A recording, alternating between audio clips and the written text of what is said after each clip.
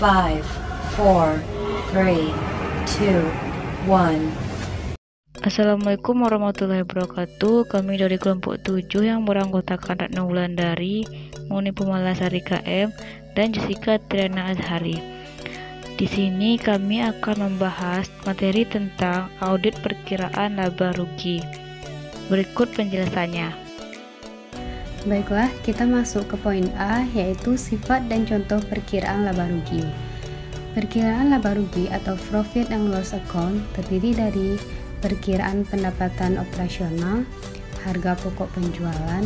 Harga pokok penjualan di sini merupakan jumlah yang harus dikeluarkan perusahaan untuk memperoleh barang yang terjual atau cost of merchandise sold, atau untuk memproduksi barang yang terjual atau cost of goods sold. Harga pokok penjualan adalah jumlah yang harus dikeluarkan perusahaan untuk memperoleh barang yang terjual atau cost of merchandise sold, atau untuk memproduksi barang yang terjual atau cost of goods sold. Cost of merchandise sold di suatu perusahaan dagang dapat dihitung dengan cara sebagai berikut, di mana perusahaannya menggunakan physical system. Persediaan awal barang dagang ditambah dengan pembelian bersih, maka dapat hasilnya barang dagang yang tersedia untuk dijual. Kemudian barang dagang yang tersedia untuk dijual dikurangi dengan persediaan akhir barang dagang, maka dapatlah harga pokok penjualannya atau cost of merchandise sold-nya. Perhitungan cost of goods sold dengan metode physical system. Persediaan awal bahan baku ditambah dengan pembelian bersih dapatlah bahan baku yang tersedia untuk dipakai. Kemudian dikurangi dengan persediaan akhir barang dagang.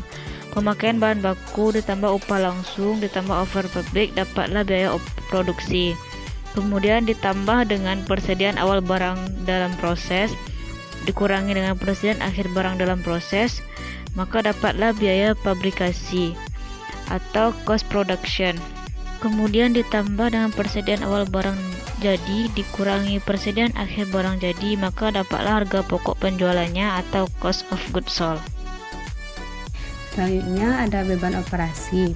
Beban operasi merupakan biaya berkelanjutan untuk menjalankan suatu produk, bisnis, atau sistem.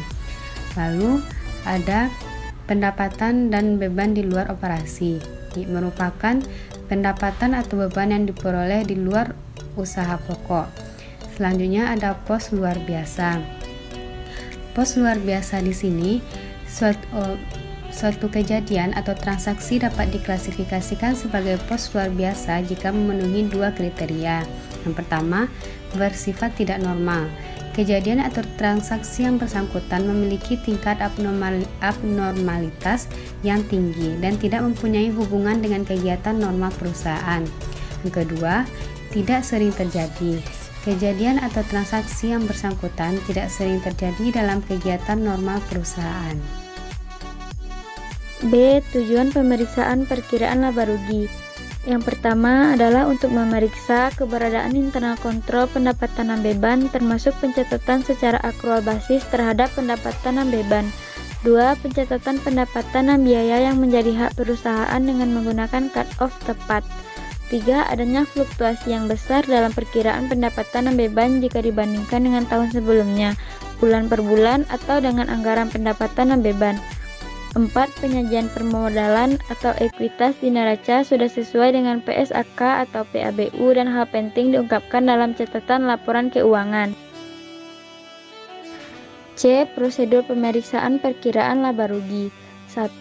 Pelajari dan evaluasi internal kontrol pendapatan dan biaya, termasuk transaksi jual beli saham, pembayaran dividen, dan sertifikat saham. 2. Minta rincian laporan laba rugi untuk periode yang diperiksa dengan angka perbandingan untuk periode sebelumnya, dan lakukan analytical review prosedur, yaitu analisa rasio, ROI, dan ROE dengan membandingkan rasio tahun lalu dan rasio industri. 3. Minta rincian laporan laba rugi untuk periode yang diperiksa, bandingkan dengan budget untuk periode yang sama. Hitung varians dalam rupiah maupun persen. 4. Minta rincian penjualan per jenis barang atau area yang mencantumkan kuantiti barang yang dijual dan nilai uangnya selama setahun dibuat per bulan. Bandingkan kuantiti yang dijual secara tes basis dengan pengeluaran barang dan kartu persediaan. 5. Periksa cut-off penjualan. Ada tidaknya pergeseran waktu pencatatan penjualan dan cut-off pembelian, ada tidaknya pergeseran waktu pencatatan pembelian. 6. Periksa subsequent payment. Ada tidaknya unrecorded liabilitas dan subsequent collection, ada tidaknya unrecorded receivable. 7.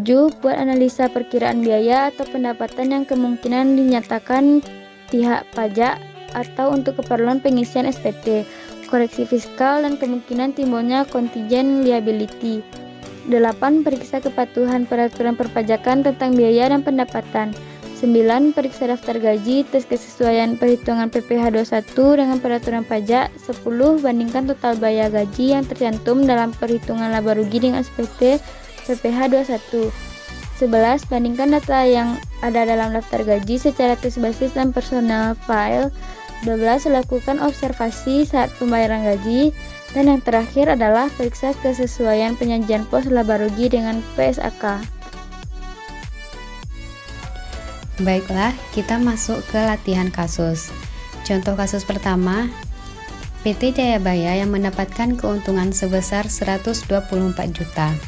Temuan audit menyatakan bahwa sebesar 6 juta merupakan penghasilan tahun depan dan 8 juta menjadi beban dibayar di muka.